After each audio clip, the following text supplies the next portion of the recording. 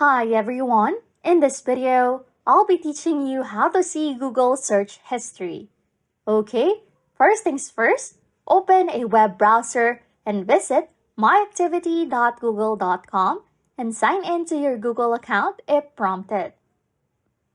On the My Activity page, just locate and click on Web and App Activity.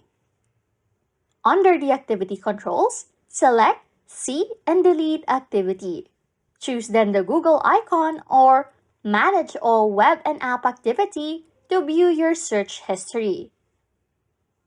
The page will then display your Google search history, so make sure to scroll through to view all the searches made on Google.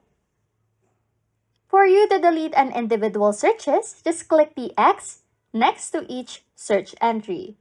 Alternatively, select the Delete button to remove searches within specific time frames or choose Delete All to clear all search history.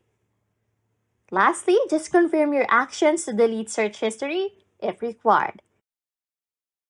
Anyways, if you like content like this, don't forget to subscribe to this channel or comment down below any tutorials you want us to make so we can help you.